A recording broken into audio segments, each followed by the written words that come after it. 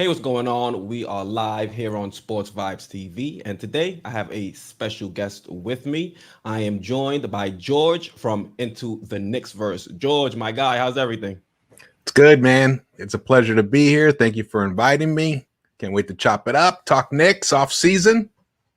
Definitely. Now, George has one of the hottest Knicks channels out, so make sure you guys check him out. Just click the hyperlink in the title if after the stream if you want to subscribe to his channel. He's pumping out some fire Knicks content. Now, today we have a pretty jam-packed show for you guys. You're welcome. We'll be on for about an hour or so. We're going to be talking about Noel and him potentially, or no, he's actually suing Rich Paul. We're also going to talk about Mitch and his potential contract extension here in the offseason. And then we're going to talk about one of George's recent videos where he gave tiers for the most important Knicks. And then at the end of the show, we're going to open up the polls and you guys are going to be able to vote on some categories that George and I put together. Now, George, how are you today on this fine evening? I'm excellent. Been chilling all day, just chilling, watching Netflix, but thinking about Knicks. It's so weird not having any basketball at all to even how many replays can I watch? Yeah, all we have are workout videos on Twitter or Instagram at this point, trying to see which one of our players are out there putting the work in. Yeah. Hey, that's I love seeing those workout videos. I love that. I wish they would put more out, actually. Yeah, I just hope that those workout videos translate to actual on the court play, because we've seen a bunch of players where they're out there putting the work in off season and it doesn't really translate. So hopefully we don't have that issue with our guys. Yeah. I mean, that's the one thing about those workout videos. No one's playing heavy D. In the scrimmages, it's just not because no one wants to risk an injury. But there's moments. I've actually been to some workouts like years past. You get to watch, and there'll be about a 3 or 4 minute period where it's like a real NBA moment, and then it chills, because someone kind of fools somebody or dunks on somebody else, or they want some payback. But then it all settles down. It's really about kind of keeping your rhythm going. That's what those scrimmages are normally about. So pretty much like the end of the All-Star game when things starting to tighten up. Exactly. That's exactly like it. Yeah. I hear you. So before we get into today's show, I just want to shout out a couple people in chat.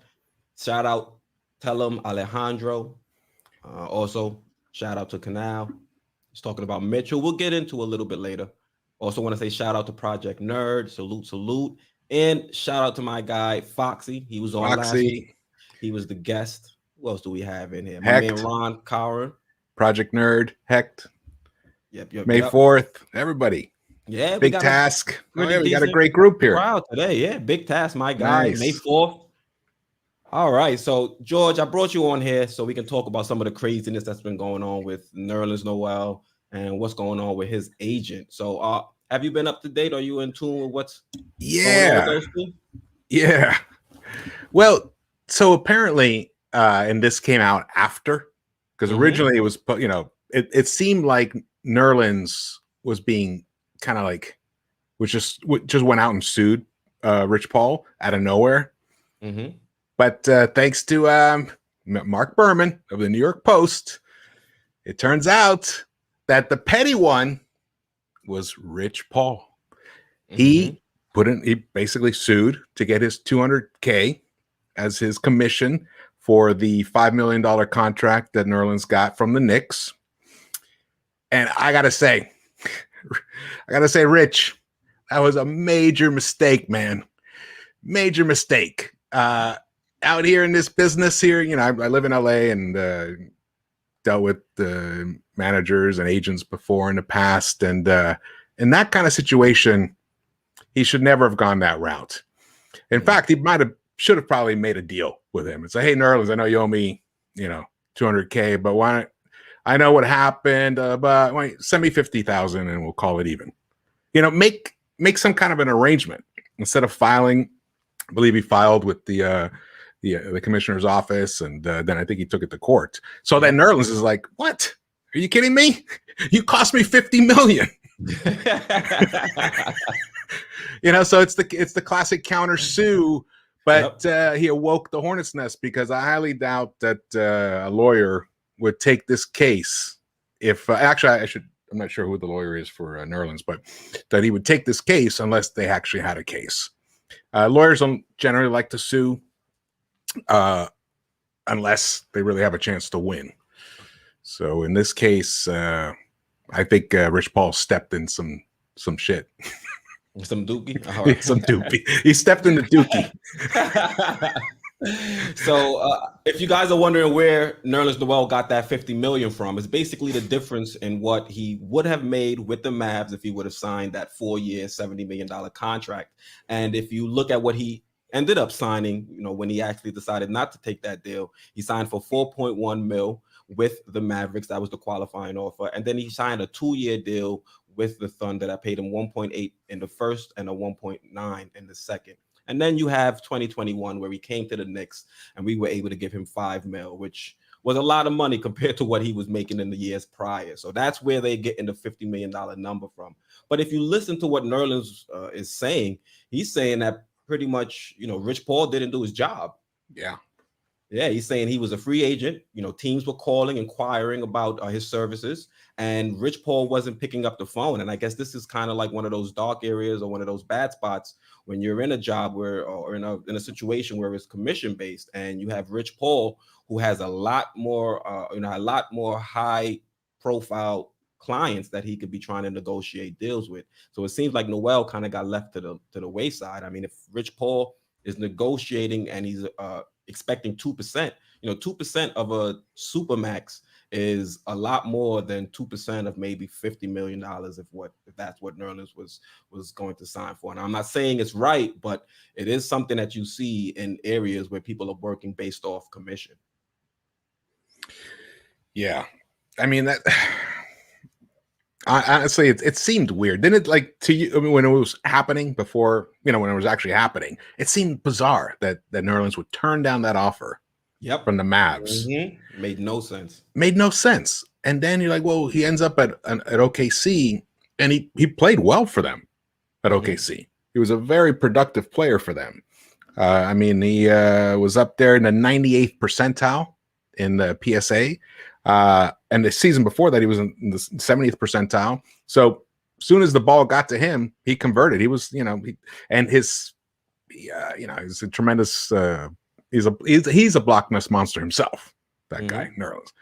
So it seemed odd that someone with that high level skills, I mean, they're limited, of course. He's not an offensive player really, but defensively, he's got to be one of the top centers, one of the top 10 centers in general. And to think that he could only get a $5 million offer from he got a 1.8 or something from the Thunder? Yeah. Yeah, it was like a 2-year deal with like an option or something like that. Yeah. 1.8 for the first and 1.9 for the second. I mean, it just seems bizarre. So there were some things going on in the background that we didn't understand, but now we hear it. He just, his agent dropped the ball. And also the other thing that we have to note is that Rich Paul convinced Nerlens to leave his agent, Happy Walters. Yep. Yeah, to get him a better deal. And then never happened.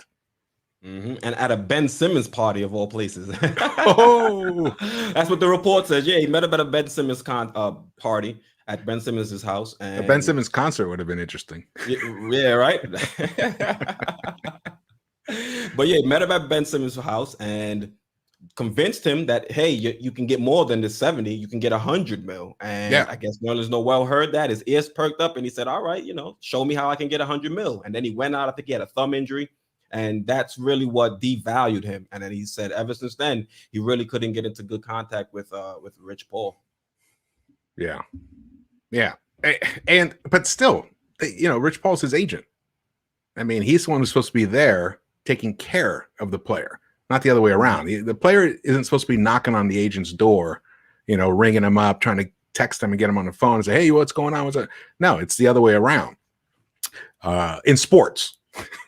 Well, at the end of the day, though, if you should be knocking on your agent's door, it's just like your accountant.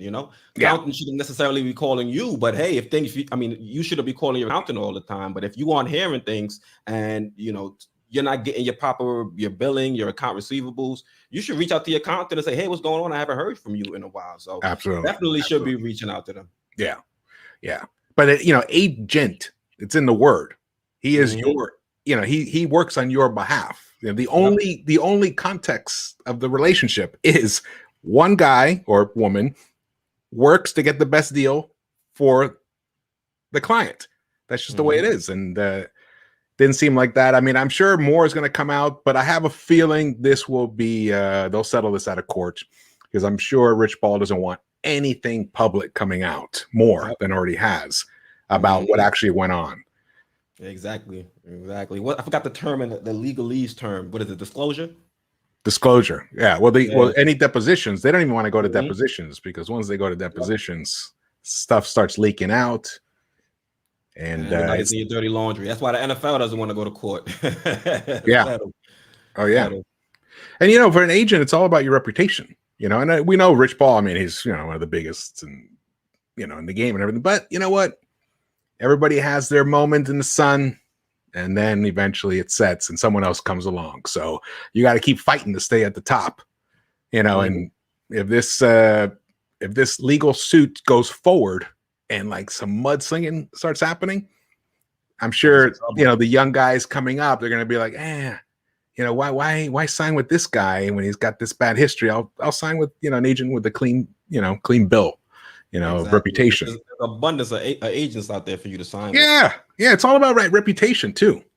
And for all did you see Kendrick Perkins trying to get involved? Like, mind your business, bro. Let that, let those are two grown men. Let them handle their dispute. They're going through the right channels. They're going to court. Let them do what they got to do to court. Mind your business. Yeah, that was odd, but that just shows, Perk, where he comes from, that school of, he'll throw his weight into any fight, Yeah, I think it was a mistake for him to chime in at all.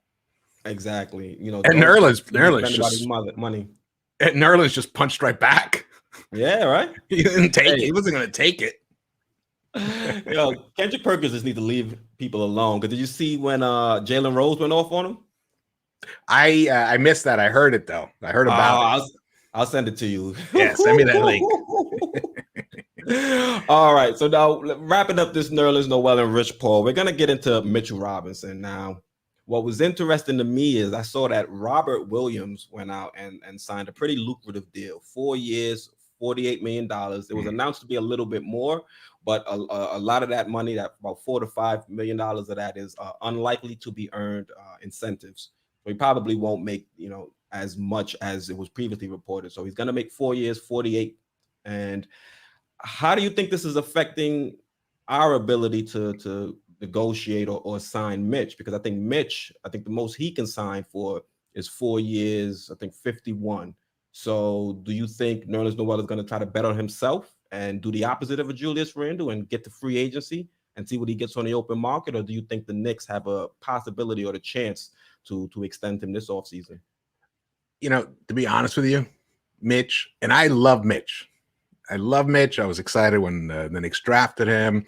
I saw him the first two summer leagues.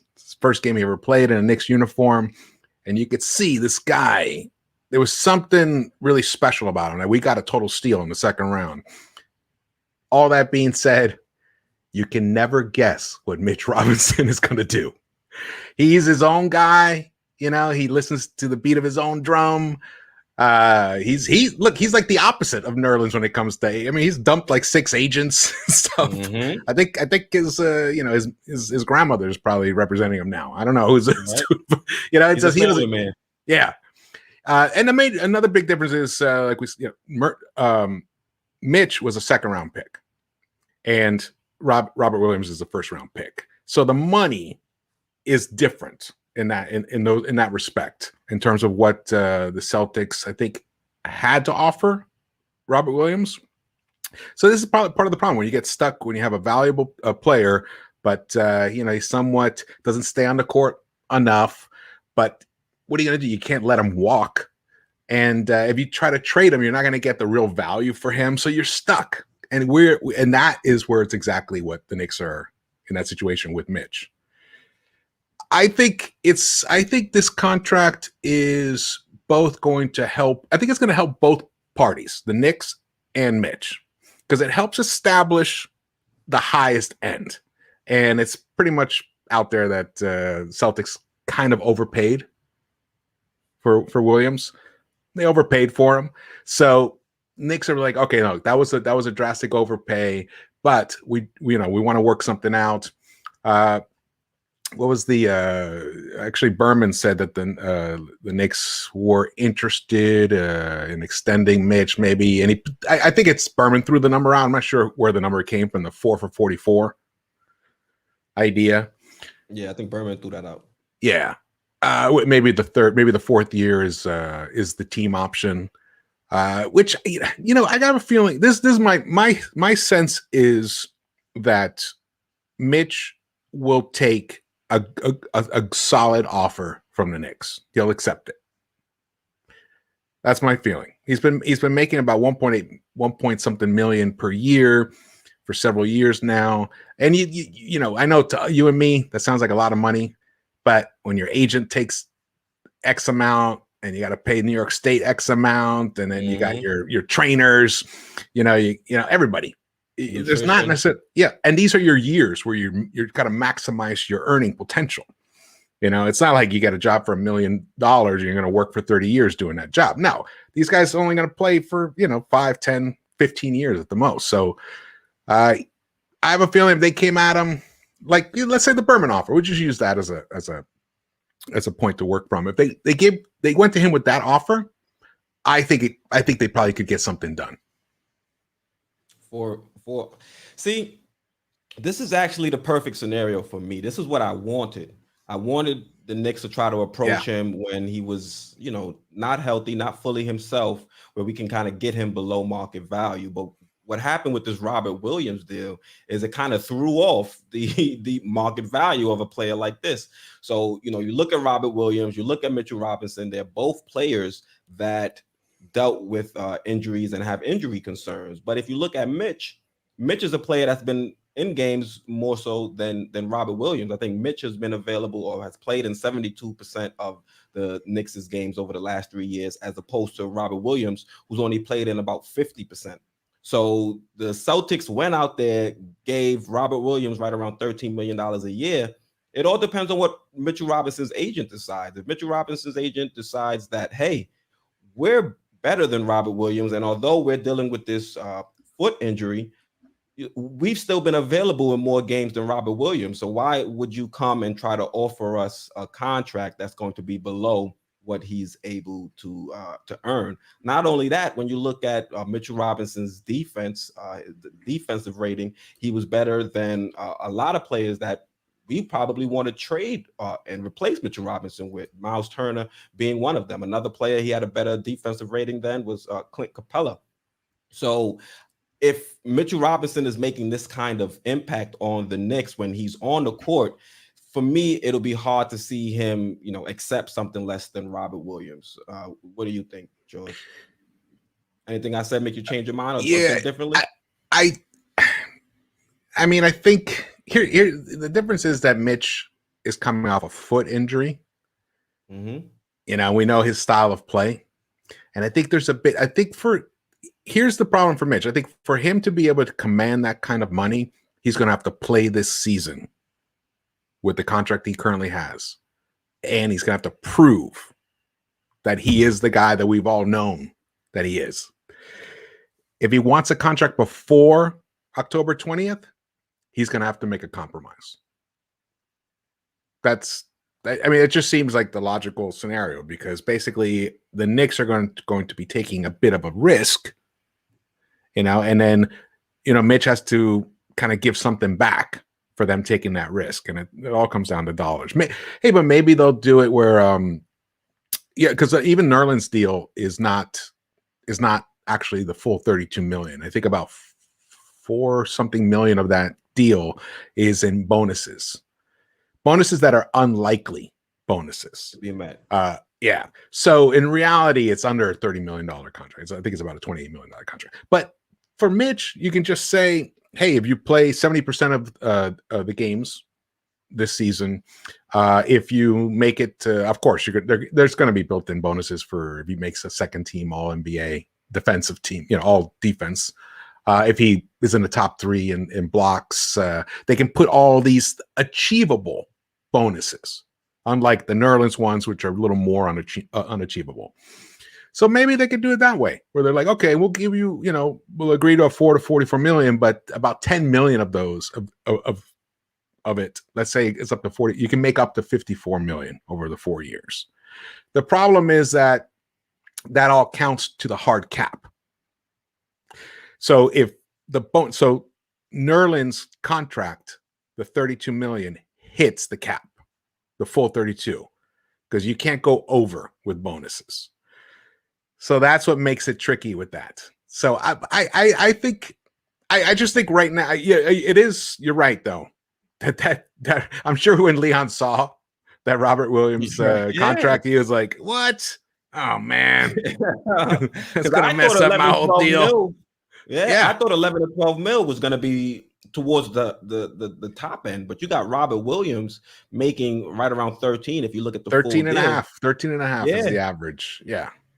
And we talk about Mitchell Robinson having the injury with the Jones fracture in his foot, a foot injury that could reoccur. I made a video on that talking about the injury. But Robert Williams has some pretty, sketchy medical history as well. He's got an issue right in the back of his knees where his arteries are kind of restricted, not allowing enough blood flow. And the reason he's in and out of games sometimes is because he gets a lot of cramping in his lower leg. So you have that issue. Then you have another issue where he had like I won't say like a cyst that was growing on his hip, and that's usually a sign that a player may be getting arthritis. So Robert Williams doesn't have a clean bill of health, and he went out there and got the 13.5. So if I'm Mitch, if I'm saying, hey, all I got is a bad foot, I might bet on myself and see if I can get 20 mil in the offseason. Clint Capella, would you?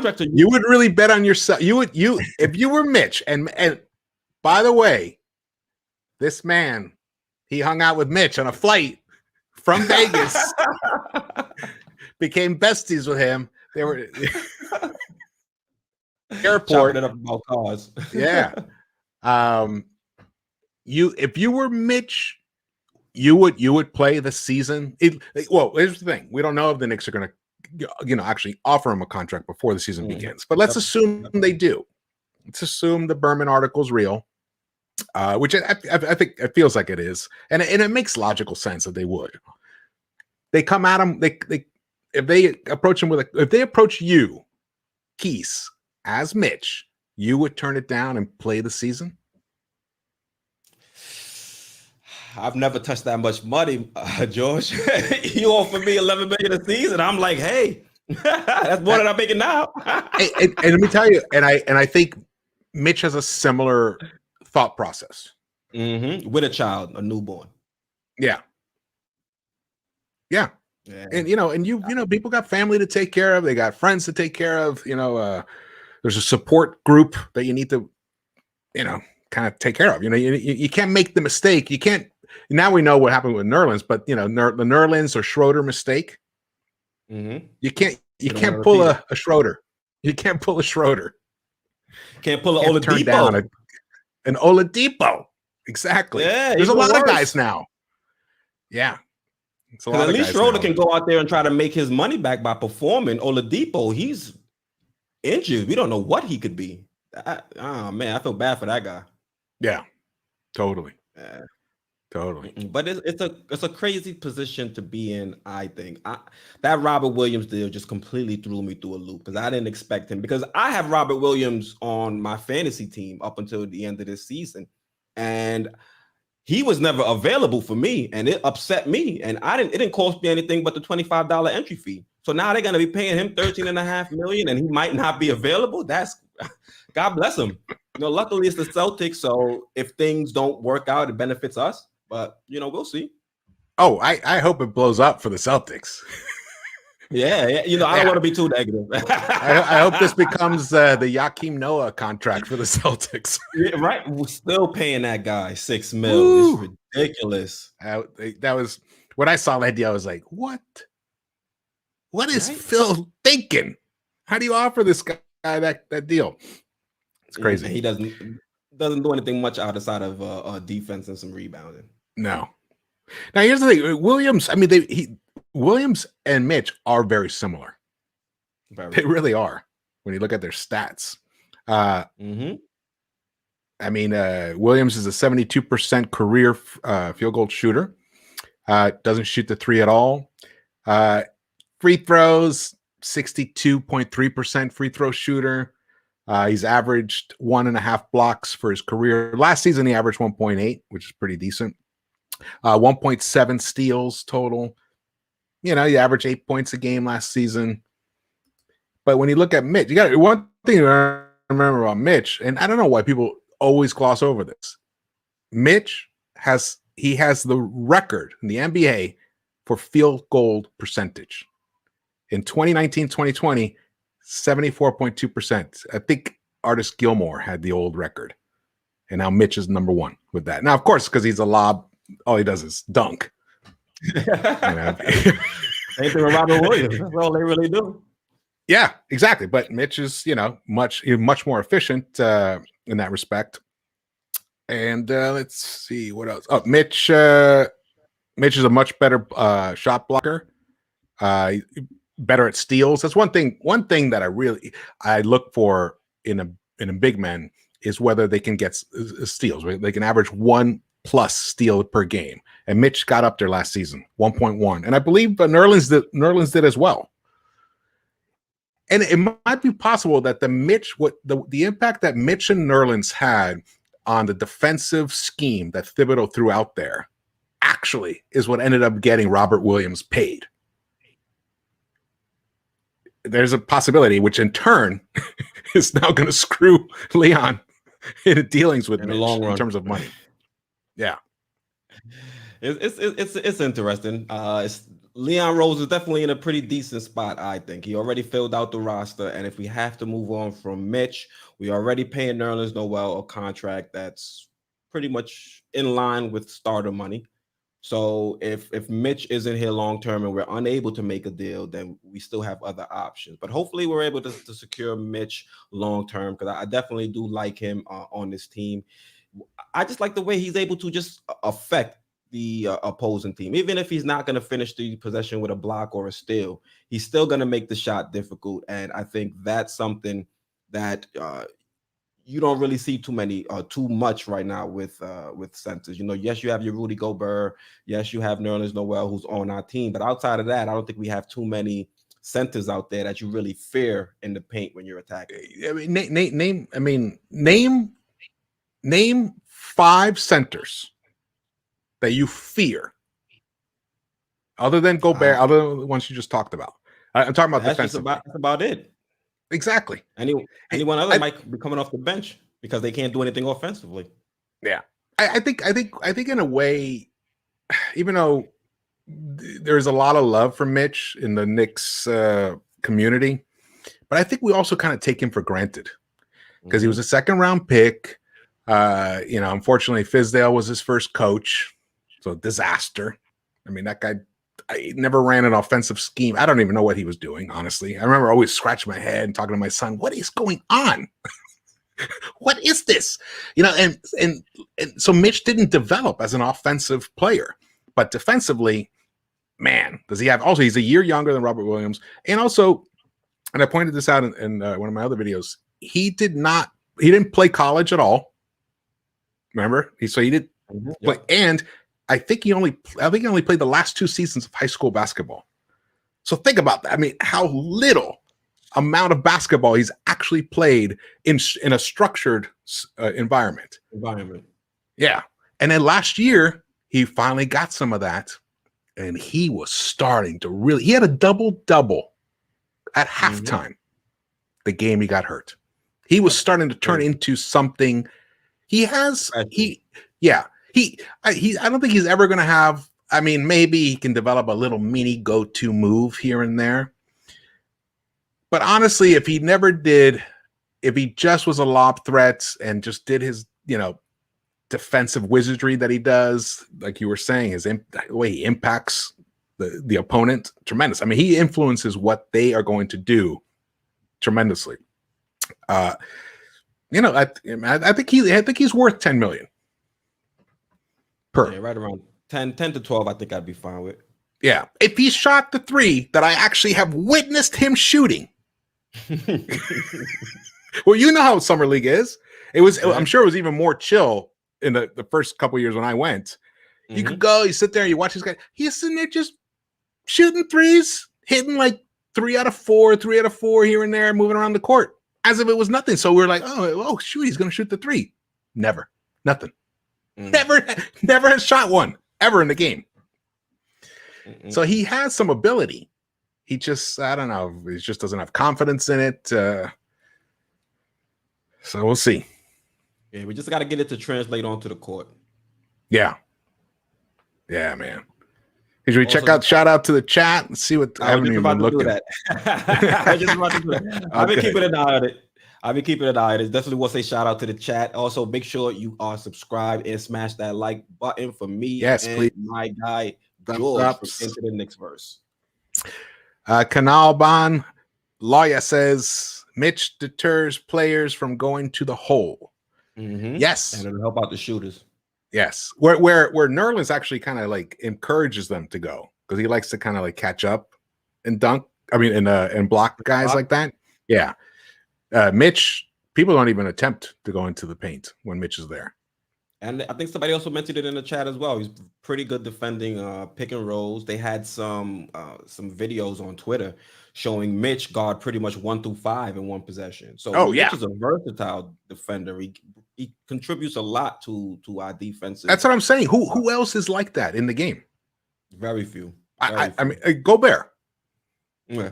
Gobert, but Mitch is faster than Gobert. Yep. That'd be a fun race. More athletic. Yeah. That'd be a fun skills contest. Huh?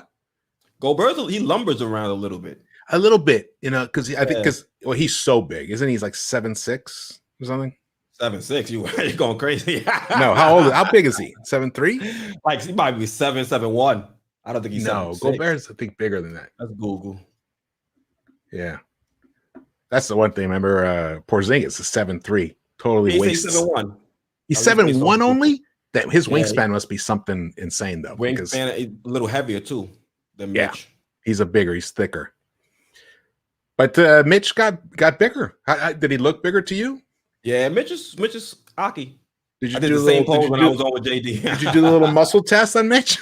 Nah, it's the Rona running around. I ain't want to touch him or nothing. So, I was like, hey, bitch, how's it going? We'll take a picture. We chopped it up for a little bit, talked about cars, and then he went about his business.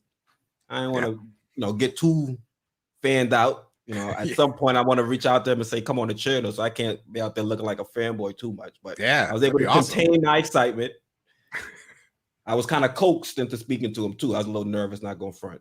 Yeah, your girl encouraged you. Good for her. Good for her. He was sitting in the front, so I had to walk by him, and I'm like, we saw him before he got on the plane, and I'm like, yo, that's Mitch Robinson. That's an NBA player. So she was like, first she said, put your Mitch shirt on. And I'm like, babe, I'm not about to go and change my clothes in the middle of the airport. That's number one. We're not about to do that. So when we got on the plane, she kind of tapped him. I'm like, yo, why are you touching him? So she tapped him. It's him and his, I guess his significant other. They were both on the plane, and she was like, she was a big fan. I said, hey, how's it going? I showed him because I had the Sports Vibes TV shirt. So I kind of showed him his shirt, chopped it up a little bit, then went to the back of the plane. And then when we got to the actual JFK, I went over. I said, hey, babe, I didn't see him get on the plane with any luggage. So he's probably going to baggage claim. If we go over there, I might get, an opportunity to talk to the guy, without having to, talk and walk by quickly. So that's what we did. He ended up being there, chopped it up with him for a little bit. He took a picture with me. I think he took a picture with her and then somebody else. And then he went about his day. Now, other people were recognizing him? I don't know if they were recognizing him, but they weren't running up to him or anything like that. They weren't bothering him like I bothered him. Yeah, he's cool.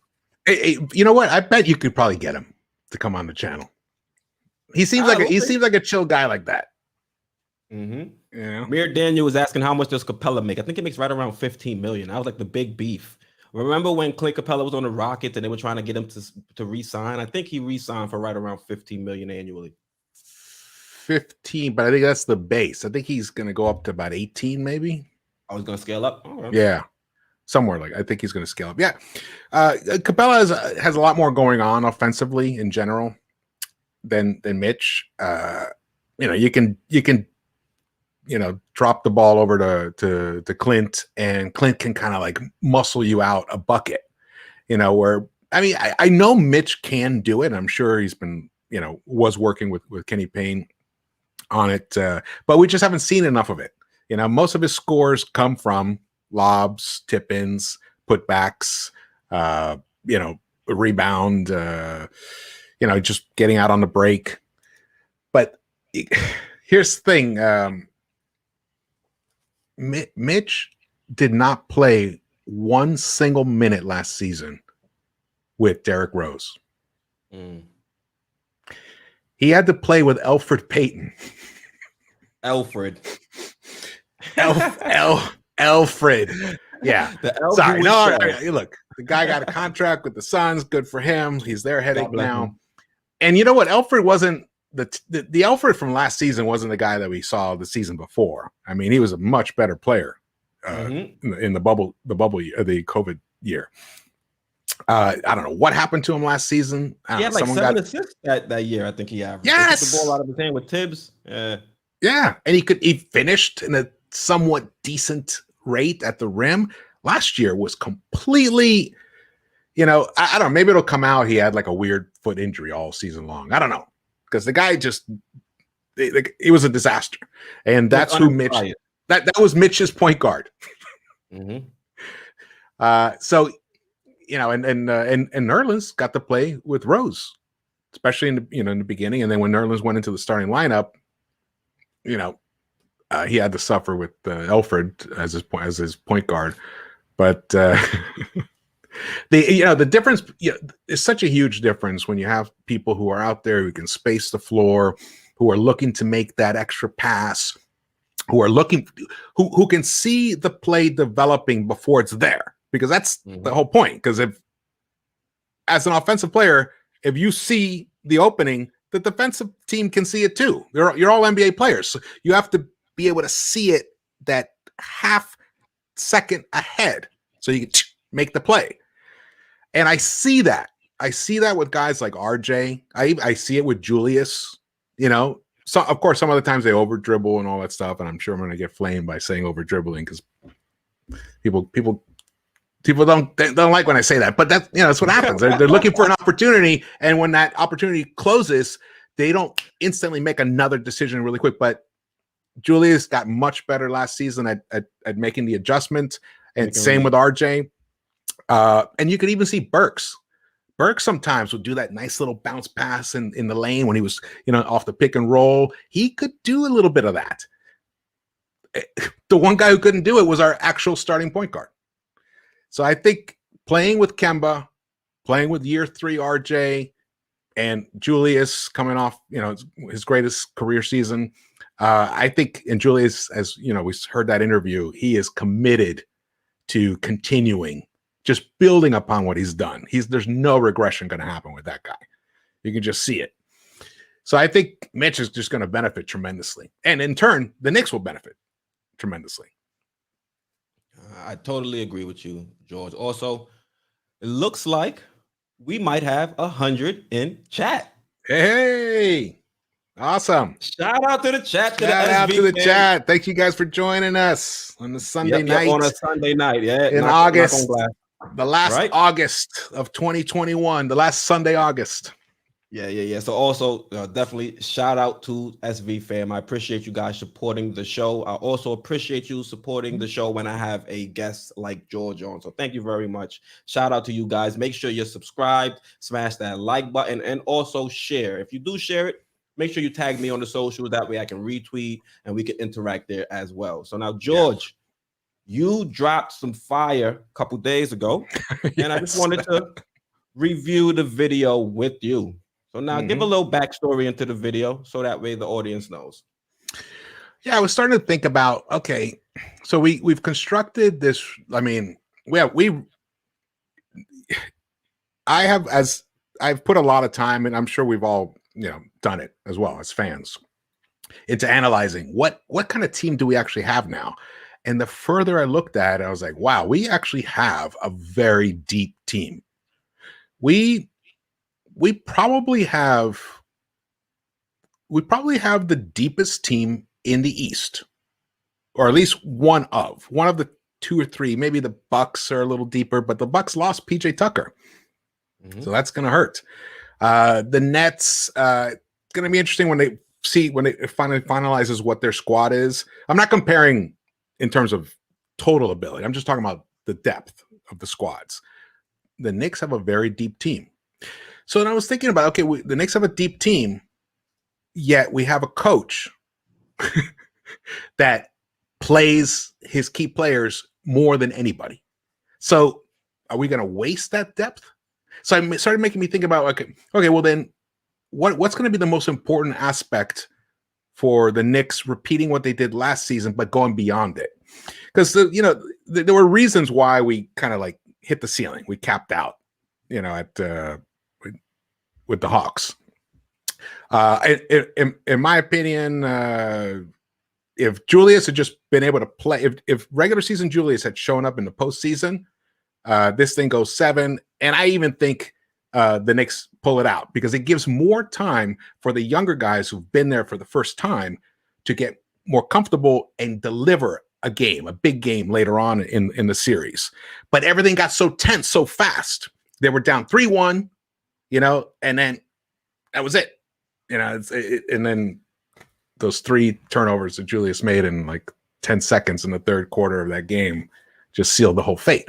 But I was like, okay, so what's the most important thing that's got to happen? Well, the first thing, so then I started looking, I said, well, you can't just go to Thibs. You got to look at it in layers and tiers. So it's our point guard situation has been totally revamped. We have basically all-star point guards starting and coming off the bench in Kemba and Rose. So I was like, okay, but that only gets you so far. Who are and we know Julius Thibs calls him the engine. So Julius is the engine, but Julius needs RJ.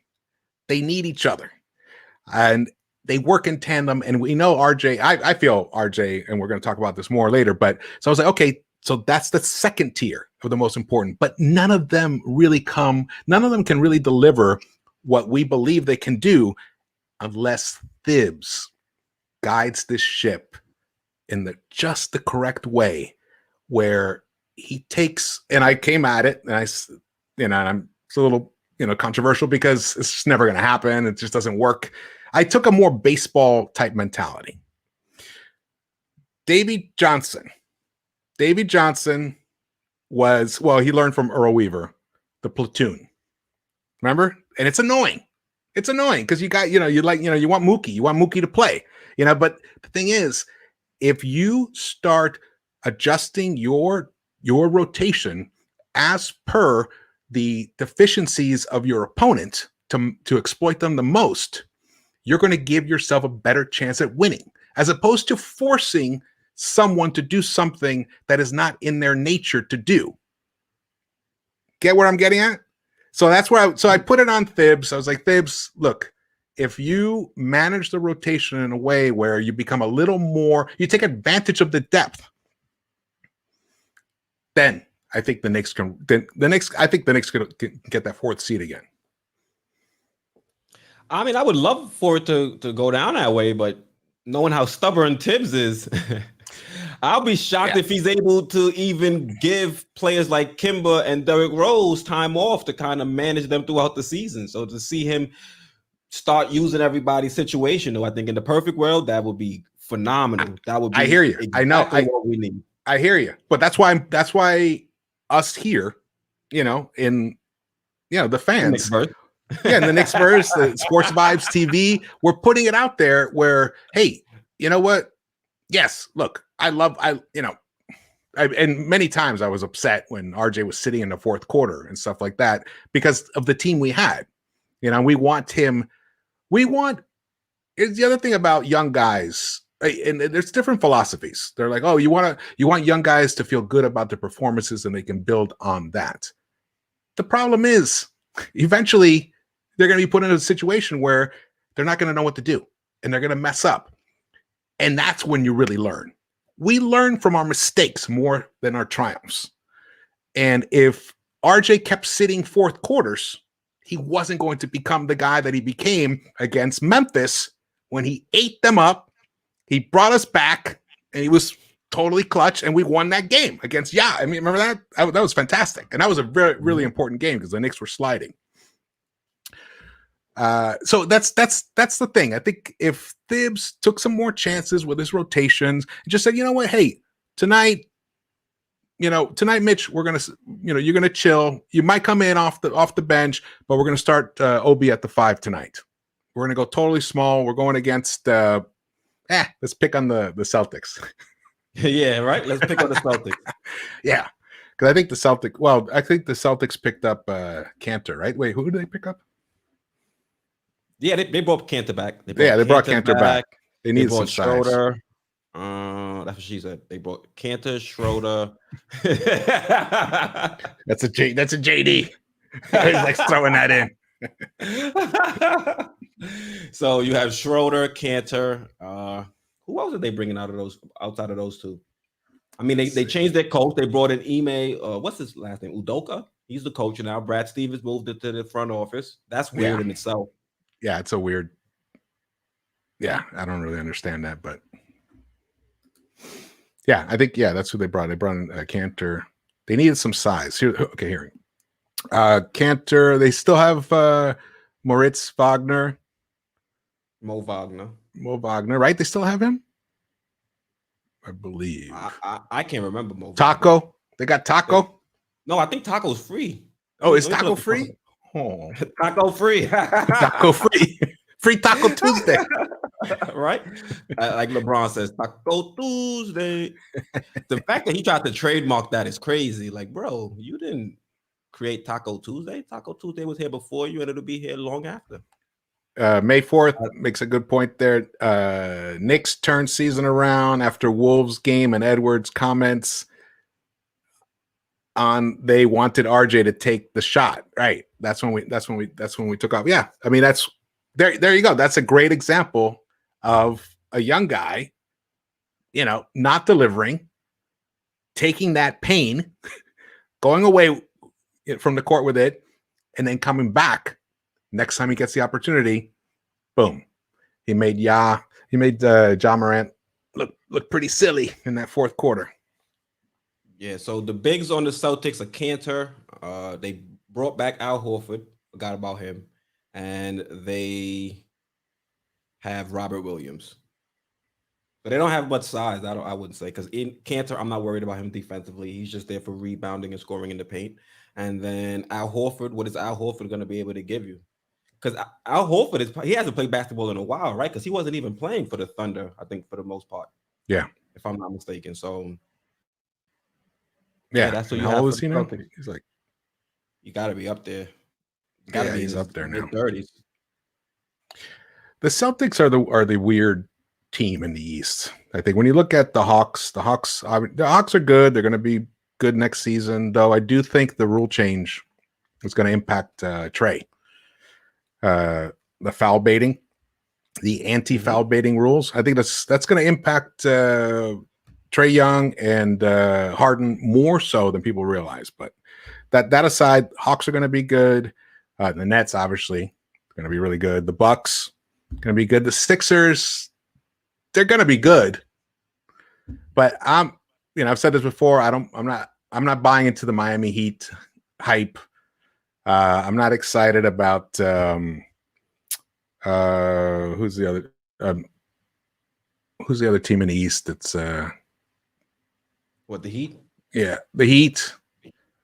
The Heat. Not worried about the Wizards. The Wizards. Yeah, I'm not worried about the Wizards. The Heat, the Wizards,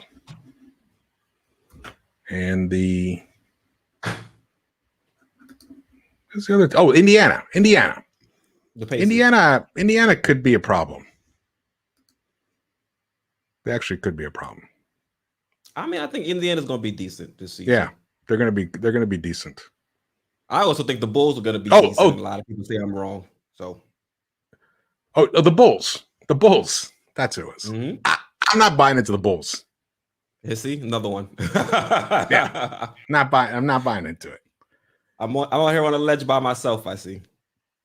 Yeah. You like the Bulls. I won't say I like the Bulls, but I think they're going to be a tough team. I think they're going to be pretty decent this season. They're going to be another one vying for a playoff spot. Yeah, Will they're they going to avoid be the play-in game? I'm not sure, but I think they're going to be in the mix. Yeah, they're going to be in the mix. I just don't see them as people were talking about, like they, kind of leaped over the Knicks. The Bulls leaped over the Knicks. The Heat leaped over the Knicks. Celtics. I don't see it. Personally. So we'll see how it all shakes out in the end. But I can't. 5 more weeks before training camp opens, right? Something like that, yeah. Yeah. I can't wait, man. Yeah, be civil. I said Bulls is going to be whack, no D. That's true. They don't play D. That's the major thing. We're going to see, I think, a greater emphasis on defense next season. I mean, the Nets don't play defense either, and they got pretty deep into the playoffs. I'm not going to say that they have the same talent as KD, as Kyrie, and as James Harden, but we've seen teams make it without playing phenomenal defense. All right. I'm going to drop my hot take. Yeah, I know. I was leading you into it. You were leading me into it. All right. Well, the Nets, the Brooklyn Nets, unless they make a trade during the season to bring in some defense, the Nets will not win the NBA championship. Flat out. First. They will not win. That's just, there has never been in the past, not never been. In the past, we talked about this. In the past 10 years, there has not been one team that has won without an all-defensive player on the team. Whether second unit or first unit, either way. The Nets don't have anyone even close.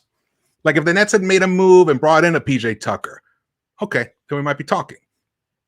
Or even if they had, KD has the ability to do it, but he's never done it. He's never made a full 100% commitment to be a defensive stopper, every game for 48 minutes, because it's a lot of work. It's a lot of work, and it does impact you on the offensive end. So who's going to do it? Who's going to be the stopper for the Nets? Blake Griffin? I don't see it. I hear you. But here's the thing. If I don't see it, they don't see it. So by March, whenever the deadline is, they're going to trade for somebody. They're going to make a trade. Yeah. Who knows, maybe the Heat might fall out of it and they make a trade for PJ. You never know. That could happen. There's injuries happen and the Heat are, 8 below 500. They're just like, you know what? Let's get something back for PJ. Yeah. All right. See, so let's get it. May 4th statement here. Healthy Nets will continue to score too much for teams to keep up. May 4th. That has never happened. Ever in the history of the NBA. A team that doesn't play defense cannot win the NBA championship. And by play defense, I mean have players, they're in the key rotation, who are the top defenders at their position. When you look at the Golden State Warriors, and I will say the Golden State Warriors with KD, Steph, and Clay were a better offensive team, better all-around offensive team than the Nets are now. And they had Draymond and they had Iguodala. So, I'm just saying, any of you guys are gamblers, want to lay some money down against the Nets winning, I think it's a good bet. All right. There you go. That's my hot take. Gambling information, right, and we wrap it up. All right, now for the interactive portion of the show. We're gonna ask a few questions down in chat, and SB fam, just want you to let us know what you think. So the first one, the Knick that is most likely to have a breakout season. Now, who would you pick, George? Who are you going with? Well, let's let the chat chime in a little bit before we start talk. Well, I mean, all of these guys are poised for a breakout season. Yeah. I mean, in some ways, I could see all 4 of them having. I mean, let's define breakout. Let's define breakout. Like Keeps. I would see a massive increase in performance and impact. So if you're looking at RJ would probably have to solidify that he is a legit number 2 or number 1 in this league. For Mitch, That's a big breakout. we're talking about, hey, most likely gonna have a Okay. breakout All right. season. Yeah. I want quickly to show that he could be a starting caliber, either 2 guard, or if you want to say he's a 1, either one, I'll take. From Obi, a major breakout for him would be, playing like a 6-man-esque type player. Looking at where he came from as a player that was getting very little minutes, if he were to come and perform to a level where he could be, let's say, a pseudo starter, where he's starting level in terms of his level of play, but because he's behind Julius Randle, he's probably just going to be, a 6-man. And then for Mitch, Mitch himself has said he wants to be defensive player of the year. So I would like a defensive player of the year performance if you're going to talk about a breakout season. Okay. All right. So it's all relative depending on the player. The player, yep. Okay. God, and I could see all 4. Well, IQ. What was IQ's breakout? Similar to that of Obi being a starting caliber type player, either at the 2 or the 1. I think all of those are possible. Who do I think is the most likely? I actually think, and it's it's going to be the easy answer, but I think it's RJ. RJ is probably the most likely to have a breakout season. Now, I define his breakout season a little bit less than yours. I mean, if he breaks out and becomes a number 1, that's that means he does like the leap that like Donovan Mitchell made. It's possible, but I still think if he solidified himself as a solid number 2 guy who can get you a bucket when you need it, who can make a play when you need it, who can get a defensive stop when you need it, and can average 20, I think he could average. He doesn't have to do too much either to do it. He could probably average 21, 8, and 4. That would be 4 points extra. I think we averaged 17 this season. 17. Yeah, 4 points extra. 3.5, something like that. Yeah, so that's like that's like a 20%, 28, 19% increase. Yeah, I think that's totally within his realm. Now, I wouldn't, and I see what you mean. That's not like a super breakout. A breakout would be 24. All-star. All-star. And I think that is totally possible for him. It really is possible for him. So we'll see. I mean, that would be awesome. Let's see. What does the chat say? Are you putting up one of those polls? Yeah, it's fluctuating right now. It was Mitch at one point. Then it went. I look like you convinced everybody it's going to be RJ. Well, I let them out. I let them vote first. Me personally, I think it's going to be Mitch. I think Mitch was second. Mitch is second right here. Yeah, that's who I think it's going to be, because one of the big things we've been saying is, how is Mitch going to look if he has a point guard? And now, you mentioned it earlier, Mitch didn't play much with Derrick Rose, or at all with Derrick Rose. And now, not only is he going to be able to play with Derrick Rose, we brought in Kemba Walker, another player that's pretty decent at finding and setting up his teammates. So to see that with Mitch, and to see Mitch on social media putting in the work in the gym, and also saying that he wants to come and be a defensive player of the year type player, if you put those two together, I'm expecting a big season for Mitchell Robinson at that point. Yeah, ooh, that'd be nice. I would love for him to really make a real serious run for all defensive team. Right. Second unit.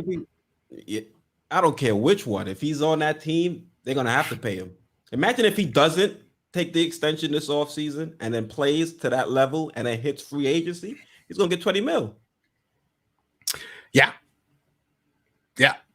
Here's to circle back to the contract thing, because when you listen to Julius Randle's interview that he did, I recommend everybody listen to it, the full one, the 16-minute one, after he officially signed the contract.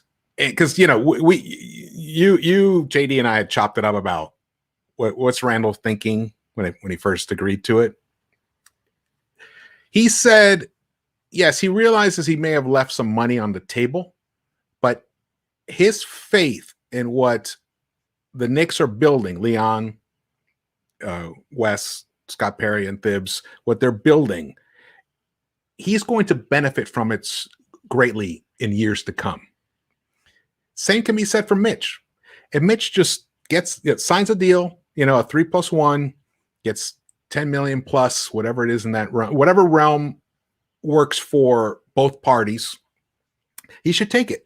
Because 3 years from now, he's only 21, 22. In 3 years from now, or 22, I think he's 22 now. We'll turn 22. He's going to still be in the prime of it. He's going to be entering his prime when his contract is up. And then he'll get some serious money. So I think that's an argument for him to just kind of play ball and take a decent offer now. So before we move on to the next question, let's talk a little bit about IQ. You think IQ has a pretty good shot of blossoming or potentially having a breakout season? I think that I'm a little worried about IQ in the situation that he's in, because we have loaded up on guards, and we've loaded up on guards that can do what he was doing last season. Which is, no one has the range that he has on our team, but in terms of being able to hit 3-4 3-pointers in a row, now we have Fournier. Kemba's an excellent 3-point shooter. Burks is back for his career, I believe. Yeah. And now we've got Deuce. That dude can shoot. And then who actually may end up being the best 3-point shooter on the team is Quentin Grimes.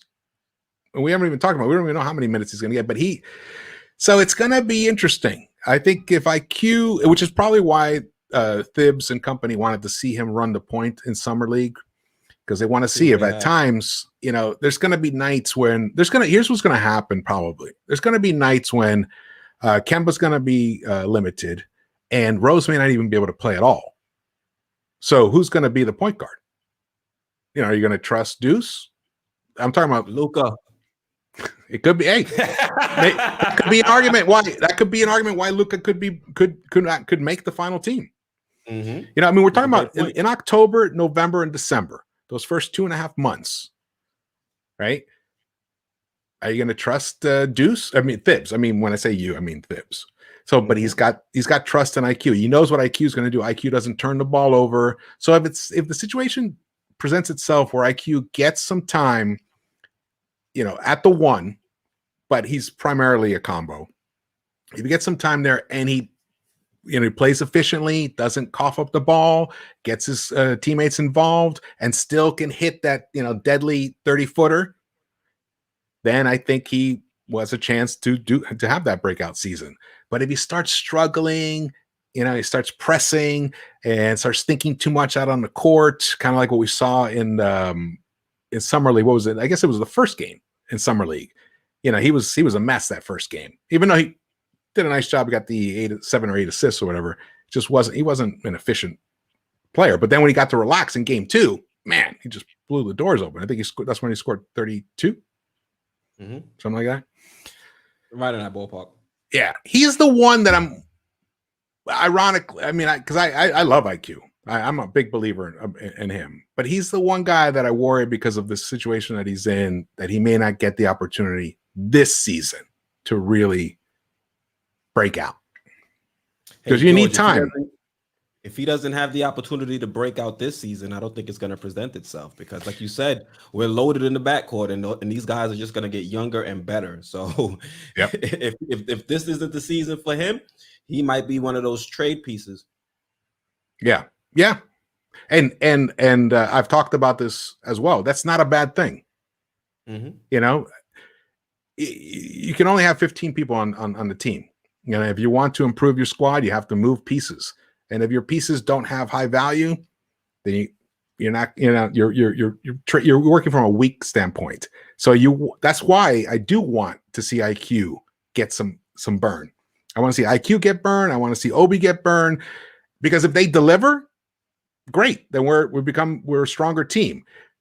If they deliver, but they show promise, but there's still kind of like some weaknesses in their game, but they've enhanced their value as players, as NBA potential starters on another team, then we can trade them. Mm-hmm. Yep. Win-win in that situation. It's a win-win. It's a win-win, but unlike what we've done with Knox, where you just bury the guy, and Frank, look what happened. They have zero value. We couldn't do any. These are two of our highest draft picks that we've had in the past 6 years. We can't do a thing with them in terms of using them as assets or even to play them. That was totally mismanaged. And we can't repeat that with IQ and Obi, and the same with Grimes and Deuce. Well, they were trending that way with Obi to start the season last year, but now that we're on Obi, what do you consider a breakout season for Obi? And do you think he'll be able to get one or have one? I do. I think I think it's going to be really hard to not keep Obi on the floor. Yeah, he made mistakes. He definitely did some weird things, trying to dunk from the free throw line, over 7 people. He thought he was in a dunk contest. Yeah. And sometimes I think, and maybe it's because he's pretty fast, actually. I think he moves faster, and he can like cover the court pretty quick. And sometimes he finds himself much further. Movement. Huh? His lateral movement is, he has trouble with. Yeah, he has trouble with lateral movement, but it's downhill. Mm-hmm. His north south is. I mean, he's super fast, and I think he gets down the court so fast sometimes that he's under the he finds himself under the basket immediately, and then he's gotta adjust, and we've seen him hit the rim with the ball and kind of block himself a couple times, and it's part of not understanding where he is actually on the court, but that only comes with time. I think he'll make adjustments because, man, we saw some pretty moves from him. Saw some finger rolls, saw some nice hezzy moves. I mean, some of those dunks he made. He is such a live body. I think eventually, if he gets the chance to be a starter in this league, I think he can average 20 points a game. I think he's got that in him. He's going to find a hard spot trying to get minutes, though, on this team to get those. On this team, yes. That's the thing. Yeah. That's the problem with Obi. The fact that Julius Randle went out there and was all NBA, it's going to be hard to find Obi some minutes. I know you say a lot that we should see him operating with the small ball 5. It'd be nice to see. I didn't like a lot of the things I saw when we did that in preseason last year, and we didn't really go to it much after that. I think they used him for about 5 or 6 minutes with both Randle and Obi against the Pistons in last year's preseason game. Yeah. So it's something that at this point, the Knicks have to at least try it, because we went and selected Obi with such a high draft pick, and to now have him being used, sparingly off the bench, it's going to be, it's a weird spot for him to be in. Luckily, he's been handling it with class. Hopefully the Knicks do right by him. Yeah, that's the other thing. His mindset, his attitude. He has such a great, his approach to the whole situation is perfect. He's just open. He wants to learn. He's a sponge, but you can see he's not content with just sitting on the bench. When he gets out there, he now tries to inflict his will upon the team, where in the past it was passive. Also, in the beginning of the season, his defense was just very, very poor. And if anything, he probably made the biggest strides defensively throughout the season. Bigger strides defensively throughout the season than he actually did offensively. So I think now Thibs might have some more confidence in using him on the court with Julius. I mean, we'll see. It'll be a fun season, but like we've been talking about all day, not all day, but all stream. Yeah. This team is deep from the 1 all the way to the 5. So Obi's going to have to compete in preseason if he's going to want some minutes. Yeah. Also, just want to talk to SV fam. Shout out to you guys. We currently have, it says 120 in chat. We got 54 likes. Do me a solid. We got a guest in the building, George from Into The KnicksVerse. Make sure you guys smash that like button so that way that way we know you guys are liking the content and supporting the channel even further. So I appreciate you guys for being in chat. Just do me a solid. Smash that like button. And also, if you're not subscribed, you've been watching for a while, now would be the great time to do so. Yes, So, yes. George, we're gonna go into the next slide. Oh, wait, before we go to the next slide, I want to ask What's you up? a question because we were Go talking ahead. about small ball. Mm-hmm. What 5 guys would you like to see In a in a small small ball lineup? unit? Which 5 guys would you like to see in a small ball unit for the Knicks? You'd have Kemba at point guard. I might want RJ at the 2. Well, I'll probably put RJ at the 3, but then who am I going to have the 2? Fournier probably. And then you have Julius Randle at the 4, and then you'd have Obi at the 5. All We're right, gonna go small ball. so basically swap out Mitch, Obi for Mitch. I mean Mitch for Obi. Because you're still getting shooting from RJ. I would have probably put IQ in there if I wanted additional shooting, but RJ went out there and shot pretty well from 3. Fournier is a pretty good knockdown 3-point shooter, and you're not going to swap Julius Randle out for anybody. Yeah, I think that would be that would be a cool small ball 5. I think we might if it works. I think Deuce might be the point in the small ball because he gives you that defensive presence at the one spot. When you go small, you want to have defenders all around. So we might, this is like, I'm talking about pie in the sky, throw out egos, throw out all these kind of things. If you want to talk about the perfect small ball 5 scenario, because I think Lex said in the chat we have a lot of combos, and that's what we want. We want a lot of positionless guys who can basically handle the ball and they can catch and shoot. So guys like, that's what I love about Deuce. So Deuce, Fournier, RJ, Julius, and Obi, that would be an interesting 5. If they need to have someone to cover the one defensively that Kemba can't give you right now. Well, we might see it because that's one of those situational moments right there where you can bring in McBride to kind of go after a Trey if they decide to go small, because they go small at times, where they'll take Capella out and might have John Collins in with Bogdan, Huerter, And I also think we're going to see some Kemba and Rose on the court at the same time. I think we're going to see a little bit of that, maybe towards the close of games, like how they had Rose and IQ. Yeah, like to close out the fourth quarter. Yeah. Also, Mayor Daniel is saying Obi Toppin can be a big wing. I disagree. I don't think he moves enough well. I don't think he moves well enough laterally to kind of keep up with players defensively. And I don't think he's a good enough shooter to really be out there to try to add some legitimate floor space. And I'd rather have him attacking the basket more as a big than have him, Yeah, I think it's more of an issue defensively. Yeah. Right. He's got those high hips. He's got those high hips. His long legs. So his center of gravity is higher than a lot of other players, and that really hurts you in the NBA. Mm-hmm. Yep. No lateral. George, you want to move on to the next one? Yes. Sorry. Yeah, let's move on. No problem. I need to apologize. You're the guest here. We move at your pace. All right. So we're going with the best off-season edition. Now, these are signings, and these are also draft picks. So the first one we have is Fournier.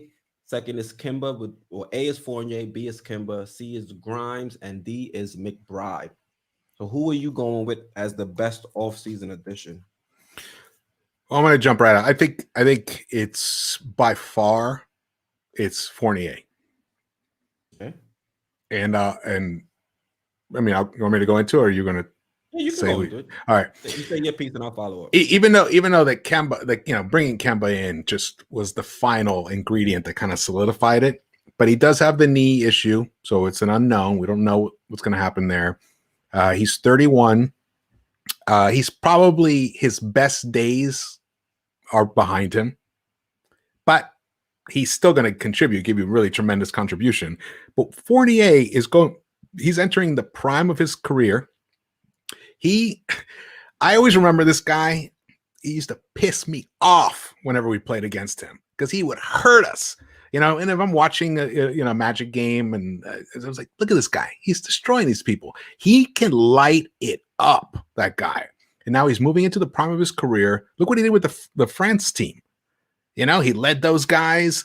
We are getting a guy who is going to give us some incredibly high level offensive scoring, and in 3 levels. He's dynamic. He can create for himself.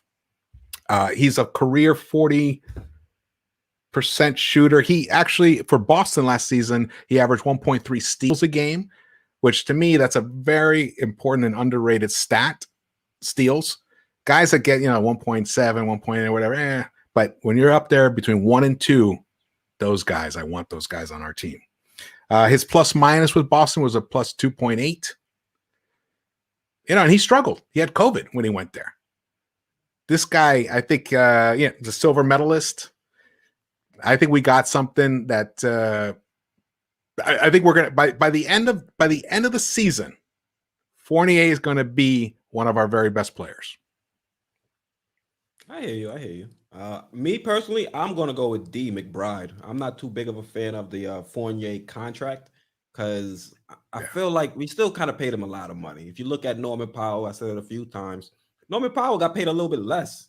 And I think Norman Powell's a pretty decent three-point shooter at 40%, very good three-point shooter at 40%. And also he gives a lot more defensively than you get from Fournier. Now, when you look at Kimba, like you said, has the knee injury. So yes, we're paying him, at a bargain basement price, but how available will he be throughout the season? $8 million is a decent price if he's playing, 75, 70 games out of the season. But if we're paying him $8 million, and he's going to have to take too much time off or it flares up and he's only available for half the season, I don't think Knicks fans are going to be too excited about that. Yeah. Grimes, I haven't seen enough from Grimes to really call him the best offseason addition. He's been solid so far in Summer League, and I've liked a lot of what I've seen behind the scenes when it comes to him working on his own and things like that. But for me, I'm going to go with McBride just for the fact that at pick 36, we may have somebody, or we have somebody that we can legitimately put into the point guard argument.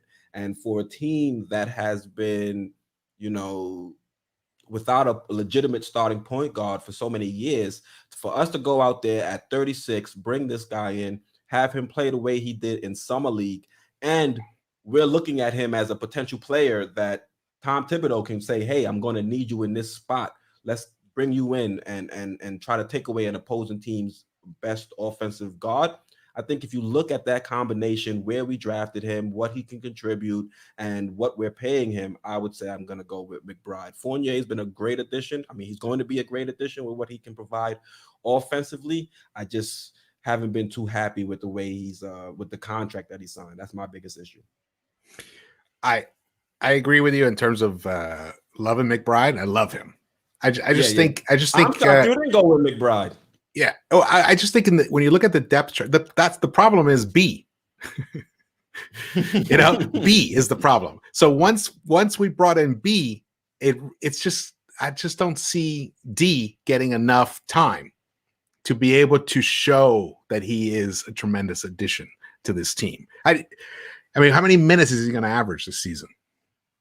Well, we'll see, because I'm not entirely sold that that Kimba and also Derrick Rose are going to be available for majority of the game. So when I'm looking at it at that equation, the fact that we have this safety net in McBride, who's looked good in Summer League, I'm excited. I think that would be the best offseason addition. I think he's going to surprise a lot of people. If I mean, if he gets time on the court, he will definitely deliver, and then that'll just earn him more time. It'll just keep going that way. And also, I mean, he's an up in the grill defender. And that's something that Frank was the only other one that we had like that. And we barely used him. And exactly. But Deuce has a lot more going on. He's not more going on. He can create for himself. He can shoot. He can knock down the three. There's a lot going on for him. Exactly. A lot more going on. Deuce is everything that we hoped Frank would have evolved into being. Mm-hmm. Yep. Pretty much. And I'm a Frank fan. I hope Hope he does Yeah, well. You're on your own with that one. I'm indifferent. And No, but I mean, I'm full well saying he didn't show what we've already seen from Deuce. Facts. And Deuce has only been out there, what, 6 games? Played all 6 games in Summer League. And he was only able to got show better. more than Frank. That's the thing. He kept getting better and better. He had the rough game. Who was the rough game against? Was it against the Pistons? It was the 5th game. Yeah, that was the rough game, just offensively. And then the last game, though, he just exploded. He rebounded against the Hawks. Yep. That's a great sign. Yeah, because sometimes young guys, it gets in their head. You see it with Knox. He comes out, he has a bad game, and then he's messed up for several days afterwards. But not Deuce. Yeah, man, I loved it. We nailed this draft, man. We are. That's what part of what I was talking about. We are such a deep team because of this draft. We haven't even talked about Jericho Sims. Yeah. At all. I mean, somebody keeps mentioning Aaron Sims. Amir Sims. He's a good player. Sims, yeah, he's the two-way guy. He's gonna probably be in Westchester a lot. One thing about Grimes is going to get his shot off. He's not going to have a problem because he elevates very high and then he releases it very high. So even though he's 6'5", I believe, it's a shot that's going to be difficult for other small other shooting guards and other small forwards to block, to try to defend. Yeah, because he skies up there, and that's what he wasn't doing the first 2 games in the summer league. He wasn't elevating the way he started elevating later on. So we got the poll results. A1, so Fournier won, and it came, and McBride came in second. Kimba came in third, and then Grimes, the very last. 9% of the vote. Don't make sense. In a lot of ways similar, though, I would say what you said about Deuce is a possibility with Grimes as well. With injuries, you never know what's going to happen. And that guy, he's an alpha. Quentin Grimes is an alpha. He's not going to be scared by the spotlights, and he sees himself as more than just a wing. He wants to be a playmaker. He wants to be a secondary or tertiary playmaker while he's on the floor. And we saw him do it during Summer League, which is really nice. And man, he made some nice passes. He found Obi a couple of times beautifully. I think he's got some potential as a playmaker. Yeah, I think in that let's say we're playing. Let's say in the small ball scenario, and I keep talking about this because this is the way that the NBA is going to go. It's just the way it's going to go. We're going to go. It's going to be a small ball type. The Nets are going to play that, where KD is going to actually be the center. There's going to be times like that. We saw it actually already during the playoffs. So in that scenario, Grimes at the 1 would be incredibly dynamic. He doesn't give you the a little bit though. It was a little tiny bit shaky, but let's say it's going to improve over time. I'm talking about over time. This guy could develop into when they need to go small, he could run the point, and you get some nice height all the way around. You don't have a true center, but you get a bunch of 6'7" to 6'10" guys, and then Grimes is 6'5". You could it could be a nice 6-minute stretch where we light up the opponent. So you see Grimes more so as a small ball 1, as opposed to maybe playing some time at the 3 and guarding bigger wings. Yes. I see that's a way to get around his defensive. Well, yeah, I see that's a way to utilize him on the court. But the thing is, we have Deuce. Deuce is fantastic. So defensively, so he could take over that point. But I'm saying those nights when you need extra height at the 1, and over time, Grimes will be the better 3-point shooter than Deuce. You just see it. His stroke looks like it's trending that way. But hey, it'd be a wonderful problem to have where both of them deliver. Okay, that's interesting. I think Grimes can at times be a playmaker. I don't know if he'll be able to run the 1, but we'll see. It'll be interesting. I'm just saying I just saw a little bit of that potential in him. I saw a little bit of it. Because running the point in the NBA is really different than running it in college. Because you're sharing the floor with other playmakers. in the NBA. So it's not like I don't see him as like, you know, a CP3 type one where he's just running the whole show. Traditional point guard. Right. I don't see him like that. I'm saying just for like a few minutes here and there in case we need it. So we have a lot of flexibility. Like what we did with Alec Burks. Exactly. In fact, he probably has, that's what I'm saying. He has a higher potential than Alec Burks does as a primary the primary playmaker. And Burks did okay sometimes. I mean, he did a decent job in spot minutes here and there. And why did that happen? Because Rose was hurt. Mm-hmm. So it's a long season. 82. Remember, these guys haven't played 82 games in its full season in a while, but they did play 2 seasons basically in 1 year. So it's Parrish is coming at me. He's saying, "Hey man, let the Norman Powell thing go. Fournier is way better. Fournier competes on defense. All right, we'll see. You know, Fournier's on our team. I'm going to ride for him. Yeah, he's a Knick. I'll let it go." Well, you were just talking about it from the contract side. Yeah, from the contract side. Yeah. I'm not beefing about the trade after the fact. I mean, it's the signing after the fact. Yeah. All right. Let's see. Hey, the other thing is the fact that Fournier and Kemba did get, you know, like about a month of playtime together with the Celtics. And that's when the Celtics were actually playing very well. So they have some of that they're going to bring over. All right. So let's get into the last one. That's going to be most surprising re-signing. And I cheated a little bit because we're going to add contract extensions as well. So first is going to be Randall signing his extension with the Knicks. And then we're going to have Derrick Rose. What happened? He's coming back on a 3-year. Rose is a 3-year deal, right? 2 years, and then the third one's an option. He has a 2+1. They do with Burks 2+1, and then Noel 2+1. So which one are you going to say was the most surprising? You know, for me, it was Burks.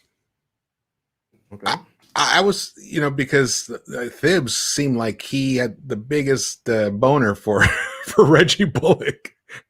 So if one of those two guys was going to be brought back, I would have thought it would have been Bullock, but it turned out to be Burks. So that was, to me, the most surprising one to come back. I wasn't surprised Nerlens came back.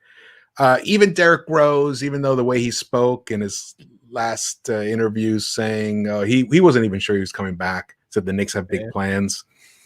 But you know, as you looked at the landscape and you looked at the scenario and you looked how much money the Knicks had available, it just seemed silly to let him go, especially how well he meshed with the team, how much everyone loved him, how much New York loves him, his teammates love him, and he's a very soulful, he's a very interesting person. He's really intelligent.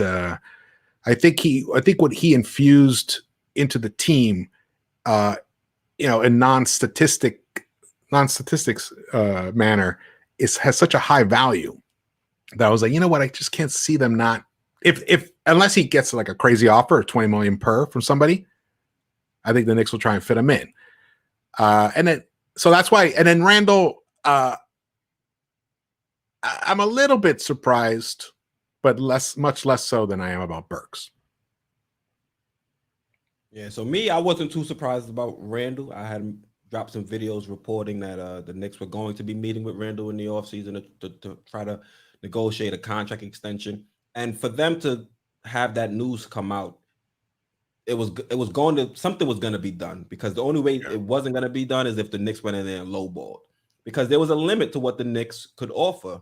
So if Julius Randle is accepting that offer, accepting that meeting in the offseason, I would assume he's willing to take the most that they can provide him at that time. So that wasn't too surprising. Rose was somewhat surprising, especially like you said, with the way he had that exit press conference, where he didn't seem too, not enthusiastic, but it didn't seem like it was a realistic possibility that he would come in. So maybe behind the scenes there were some moves that the Knicks weren't able to pull off, and it worked out that Rose was able to be retained. And Burks was surprising too. The same way you said, I thought we'd have probably bought back Bullock over Burks. That was kind of because of the defense mostly. Yeah, because exactly. You know, and Tom Thibodeau and what he looks for in his players. But what really surprised me was Nerlens Noel, the fact that we gave him so much money. And, you know, where does that leave Mitchell Robinson? Because I don't think, you're going to look at the Knicks as a team that's going to be paying Nerlens Noel, close to starter money, and then have to go and pay Mitch starter money as well. So that definitely threw me off a little bit. I was not expecting to see Nerlens Noel come back at that price. If it was closer to the 5 million, 5, 6 million, maybe 7, then okay. But to see what he was offered and what he accepted, that threw me off a little bit. We also gave Taj more money than we had to. I probably should have put Taj on there too. Oh, I should have spoke to you behind the scenes. Taj was, how we went from giving him the league minimum to doubling it. I was like, Okay. what? I know All New right, York is expensive, but it ain't that expensive. Let me dive into that, and this will hopefully it'll kind of shine some light on what I think is also why Nerlens was brought in at the price he was brought in. But remember, it's not 3 for 32; it's 3 for 28. So that's a little different. It's 9 and change per. That's still $2 million more than I'd probably sign him for. Yeah, true. And same with Taj. But mid-season trade. Now, a Nerlens, let's say Mitch comes back. He's showing he's healthy. He's playing well. And then we've got, Jericho Sims, who's, playing well in the G League. It might be a situation where we trade either Nerlens or Taj because we need to fit some money into the deal itself. But Taj at $2 million and Nerlens at $5 million, that doesn't do anything for you. But Nerlens at, officially he would be, 10.8? Yeah, 10.9 something. And then Taj at whatever he's at, I think he's at $5.5 million, $6 million. So those are better contracts to be able to move. So they actually have a higher value as a trade piece at the number that they're at, even though they may be slightly overpaid. See what I'm saying? Mm-hmm. With that, I think that's what they were thinking. I mean, this is all lined up, and I've talked about this before, and you and we've talked about this many times. Every single thing that Leon has been doing since the tragic Game 5 loss to the Hawks has been setting the team up to make big trades and make life easier on the court for RJ and Julius. Those are the simultaneous strategy that he went down. And I think Leon has nailed it in terms of that. Yeah, you can definitely see with the way that the contracts are structured, they're put in a way that opposing teams wouldn't kind of shy away if there has to be a deal to be done. Because after this season, every deal except for Fournier is going to be an expiring deal because the last year is a team option. So if you want to include them in a deal and not have to worry about a team saying, hey, we want additional assets because we have to handle this contract, you're not going to have to worry about that because I think in the NBA, still to this day, expiring deals are pretty valuable if you want to move pieces. So to have 3 or 4 of them, I think it's going to be in a good spot. Yeah, I think last season that changed. The expired. Yeah, because even 2 seasons ago, we were able to get a number 1 pick from the Clippers for Mook. Yeah, they're valuable still. Yeah. You don't think no? Yeah, I was going to say, I misspoke. I said I think they're still valuable expiring deals. Oh, they are. I think they're less valuable now. Oh, okay. So that's what I'm saying. I think there was a time when they were incredibly valuable, but now with players, taking their extensions early, the way to acquire top level talent is through trades now. So if you're trying to trade for a guy who's making $35 million a year, and I mean, unless the Knicks last season we had the space to be able to absorb contracts, but if all teams are capped out, that means you need to have players at decent contracts to be able to combine them together to match the incoming contract of the superstar. Mm-hmm. So I mean, you can't, and because you have a limited roster, you can't send. It's not like in baseball where you can just send 12 players, in a trade. In the NBA, I mean, you trade 3 or 4 players, the other team can't absorb that many players. So you need players at the right. So the prices match up. That's really what I'm saying. So having cap space isn't as important anymore because there aren't going to be that many available top level free agents anymore. unless you do signing trades. Yeah, but I'm not saying the cap space is important. I'm just saying having players under contract that you can include in a deal, and the other team won't look at them and say, "Oh, I'm going to have to pay them for the next 4 or 5 years." They're just going to have to pay them that 1 year, and then they'll be able to move on from them as well. Maybe reroute them in a deal. And I think with the way that the Knicks have set their contracts up, we're in a perfect position to kind of do that. So if we're going to have to include a RJ or IQ or Obi in a deal, none of them make, five, what is it, 5 figures? No, it's more than 5 figures. What is it? 8 figures is what, 10 million? RJ does. Is RJ's at 10. I think he's at 10 million. Exactly. I think somewhere, or he's going to be there. Yeah. Yeah. So he was a number 3 pick. Yeah, for the most part, none of those players have hit, the 10 million mark. So to have a Nerlens Noel, to have Alec Burks that are close there as well, to kind of match the salaries, I think is going to be good. Hey, I have a question for the chat, and maybe we can set up a poll for this, Quis. Yeah, let me close this one down. Okay. So I want to know which of our young guys, which of our young guys would you least want to trade?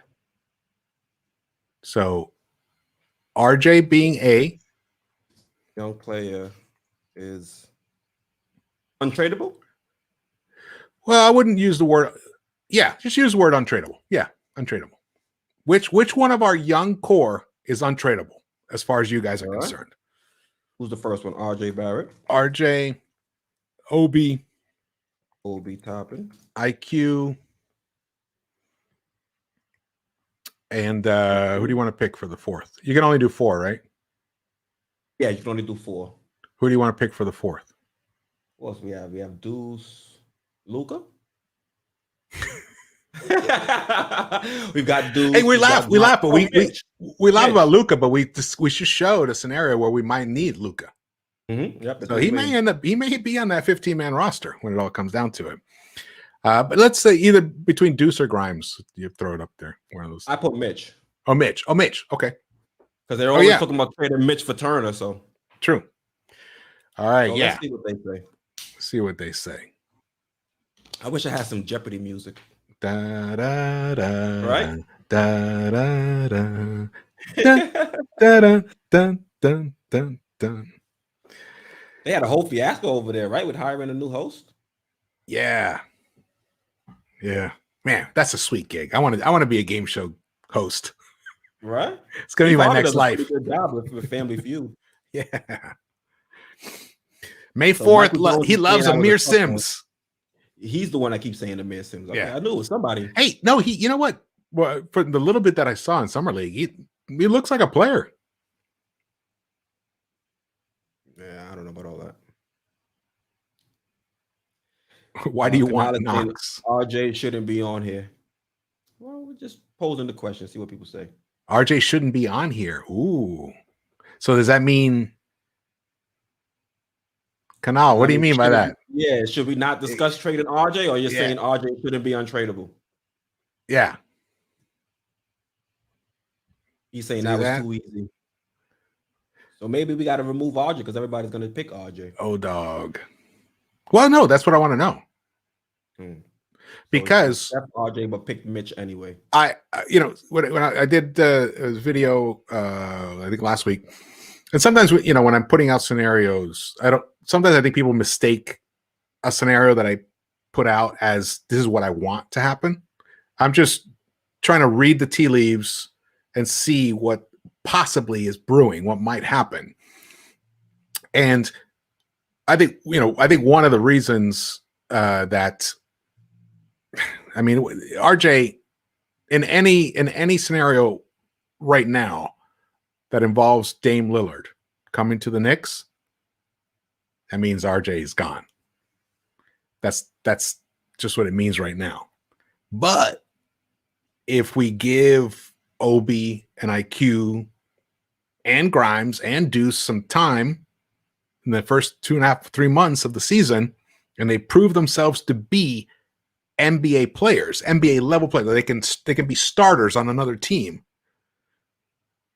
then we may be able to keep RJ and move somebody else. Yeah, I don't think so. I think if we make a deal for Lillard, they're taking RJ, bro. See, exactly. That's the thing. That's just the reality that we have to face. I'm just saying there is a possibility. There's a possibility that we may not have to, but I'm talking about like a 5% possibility if that trade happens. Very small likelihood. Very small likelihood. And I think any big name deal that we do, they're gonna require RJ Barrett. I just can't see a GM going to their owner and saying, "Hey, we're going to trade our most promising asset for players that was drafted either late in the lot, late in the first round or second round picks." Yeah.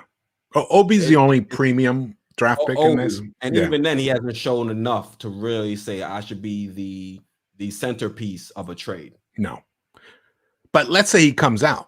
Let's say Obi, let's say Obi's stats per 36 minutes are like 25 a night.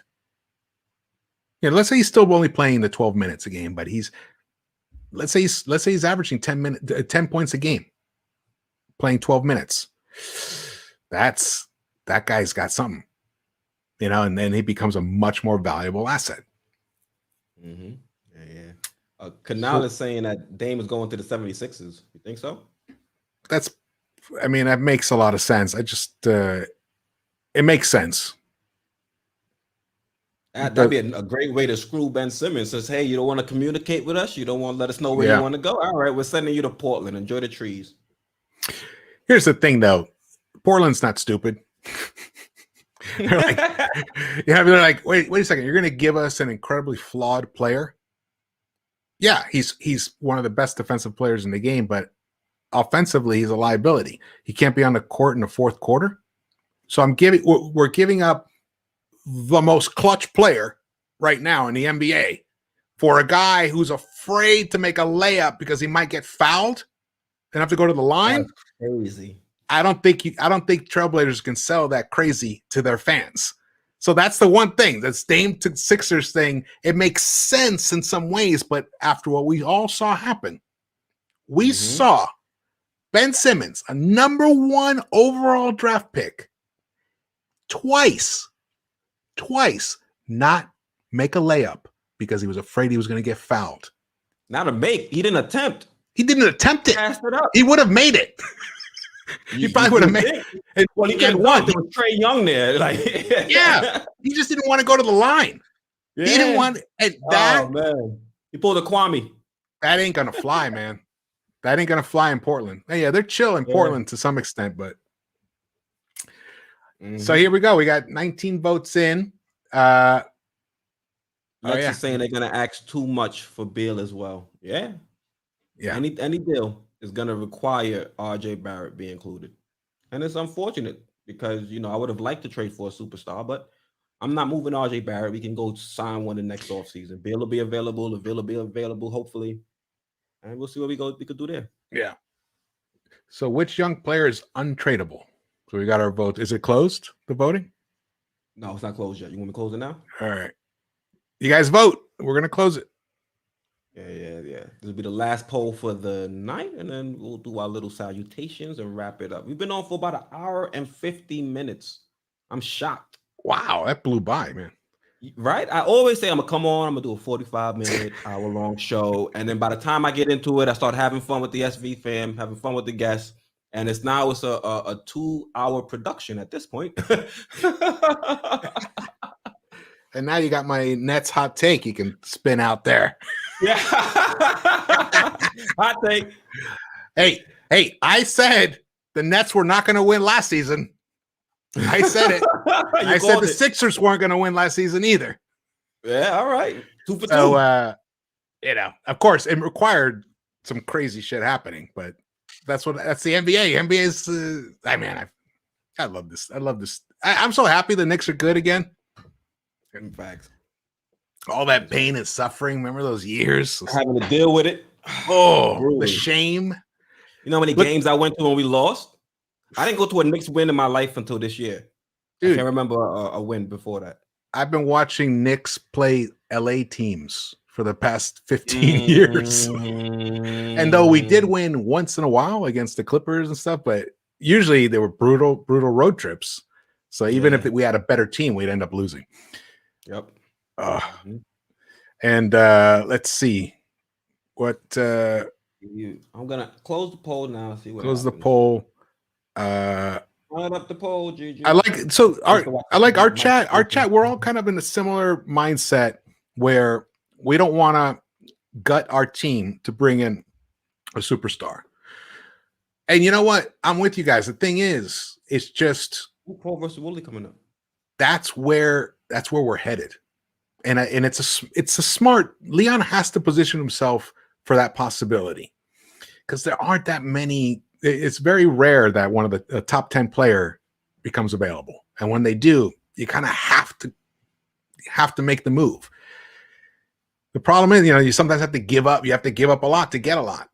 That's the problem. But what I would like to see is Knicks get off to a great start, and Julius picks up where he left off in regular season and builds upon that All-NBA type season and delivers on that. And then RJ makes that little move up, and he's like 20 plus a night. And Kemba's knees are looking good. That stem cell injection from last season is finally really working. And then D Rose, D Rose actually looked pretty good for us last season. He looked really good. He delivers, and then we have Deuce. We have a defensive stopper at the 1. We have, fantastic 3-point shooters up and down all over the place, except for our centers. I mean, everyone. We have 3-point shooting depth everywhere except for the centers. So I think we have a nice squad, and we can get off to a great start. What did you guys predict last night on the first half of the season's record? We didn't do. We went month to month, but I think the Knicks are going to win anywhere from about 45 to 48 games. 45 to 48 games, but most of those were in the first half, right? Most of those were in the first month. That's October. December, another good month, and then the last month, which is going to be April and March. So I think March is going to be decent. February's brutal. I know that for sure. Yeah, February is brutal. What do you think our record's going to be next season? I still haven't gone. I got to do my detailed predictions, but I 45 to 48 sounds very, very doable.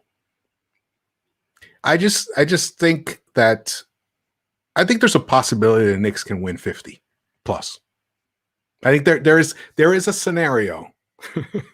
And I know you and JD always like to bust my balls on my scenarios. Also, shout out to JD from JD Sports Talk. Yeah, JD. And shout out to Delano. Good to see you, man. Parrish, Canal, Ron, Cowan. Good to see you, man. Deraz, Foxy. All right, everybody there. Lex, May 4th, Michael Jones. Thanks you guys for coming out, supporting us. Supporting the channel, yep. Yeah. But I think there is a possibility. There's a scenario where the Knicks get off on such a great start, and things start clicking. And again, because our major guys are not injury prone, we won't suffer. We won't have long stretches without our best players like the way other teams will, because there's no way that the top 3 guys of the Nets are all going to be, they're all going to play all 82 games, no issues, nothing. No, it's just historically, it's just not going to happen. At least one of those 3 is going down. And similar with the Sixers, Embiid always has issues. Miami's kind of an odd thing. Who knows what's going to happen there? But I said I don't believe in the Heat. I don't believe in the Bulls. Celtics are also a little bit injury prone-ish.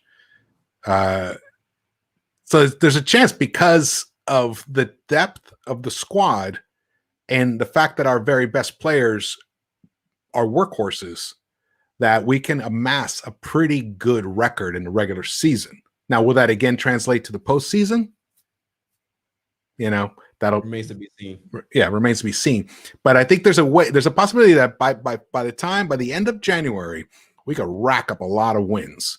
So then when we hit that, month of death in February, we can kind of survive it and hit March. Remember last season, there was a stretch that it was towards the end of the season. We were supposed to have a really tough schedule. And then that's when the Knicks went on that. I think we won 12 out of 13 games or something like that. Yeah, we went on that run. Yeah. And we lost to the Suns. I was pissed out after that game. That's the game you went to. Gonna be bad luck. Yeah, I'm gonna be bad luck. Watch. I kind of hope we lost the game before, and then we could have got back on the win streak when I showed up. But nah. Yeah. It's unfortunate, but we'll get them back next time. Yes, we will. Yes, we will. Also, we got a quick question from Parrish Duggar. He's saying, Quis, ask our guest if he's noticed how similar Grimes operates on offense like Walt Frazier. Yes. Yes, I have. Now, he doesn't have the athleticism that Walt had, but it's very similar. He has a similar vibe to him. Totally. He's actually a much better defender than he gets credit for. Yeah. Grimes, I think, I've talked about this in terms of win shares. He was in the top. I know he was definitely in the top 10, but I think he may have been in the top 5 defensively in the NCAA, all of NCAA Division I last season. And he was, I think, 8th offensively. So this guy, he's on both sides of the ball. He's a top level contributor. I'm surprised I'm surprised he was downgraded so much before the combine. The combine is what helped elevate him back into the first round, but they were looking at him as a second rounder before that. And when I was looking at his tape and watching him, and I follow college basketball, I was like, this guy is the real deal. How is he not being discussed as maybe even a late lottery guy? So I obviously am a lot higher on Grimes than most people. Oh yeah, so you think we found a real one? I think we did. Yeah. If we hold on to him, I could see him being a starter in like 3 years for this team. I got a video that I'm trying to edit with Fox, see if I can finally get some time away from work. Oh, when you guys talked about Grimes? Yeah. When we talked about Grimes, yeah. So keep an eye out for that as well. Also, I said it in the last live stream. The channel does have season tickets now, so I will be at a few games, and I'll also be doing giveaways. You guys can see the website sportsvibestv.com. I'm going to be trying to host some of the giveaways there. So once I have more information to share with you guys, I'll let you know the dates of the tickets that I'll be giving away, and then you guys can enter the raffle. I just want to make sure I'm giving back to the community the same way you guys have given this platform to me. So shout out to SV Fam and all my subscribers out there. Absolutely. All right, do you want to do a quick Q&A before we? By the way, you were one of my inspirations for starting my channel. Oh yeah, you did mention that. That. Thank you, George. I appreciate that. Absolutely. You saw me and said, "Oh, if he can do it, I can do it." Exactly. and back then, it was like all dark. Oh, what, back then? Yeah, your background's dark and everything. Yeah. I was like, "Hey, man, come a long way. This guy's smart. I mean, I can do it. Let's see. I'm smart. I can add a little bit more production value. Yeah. I hear you. Let's see. Yeah, I think the first time I ever watched was you and JD together. Well, what a Knicks report? Must have been. Oh, yeah. If you see the layout for the Knicks report, ooh, brutal. Yeah, I think it was way back in December, maybe late November, January, something like that. Yeah. It was rough, but I'm figuring my way out. I'm figuring these things and trying to. We've all come a long way.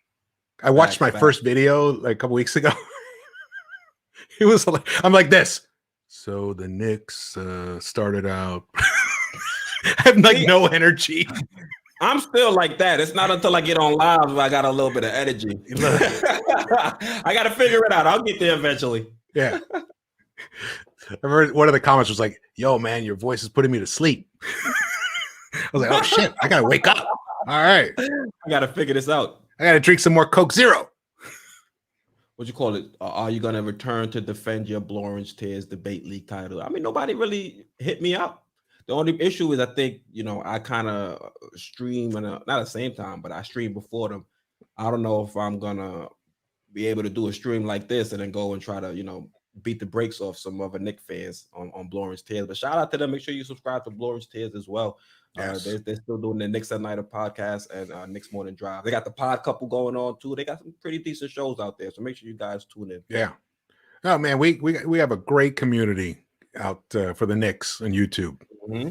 And you can see the backlash. You can see the backlash. I mean, people are getting axed left and right on ESPN because they turned on us. They turned on us Knicks fans. They were like, for some reason, they thought it was a good idea to shame us for loving our team when they were terrible. Like, oh, I'm sorry. I thought that's what a fan was supposed to be about. So eventually that shaming caught up to them all. Max left us. And even Molly, even though I think Molly's smart and I like her vibe and everything, but she definitely gets too many chuckles off the Knicks for my taste. Well, those times are over. Yes. Now they're trying to go out there and say, are we going to, fall out of the playoffs, not be able to keep the 4th seed? They're already coming up with these negative narratives. Yeah. In fact, I don't think I haven't seen any of the national media say that we're going to stay in 4th. Right? I haven't heard anything. Yeah. Facts. Shout out to JD. I think there's a possibility we get 3rd. So, but you think we're moving up? I think there's a chance. Like I said before, we could get off to such a great start.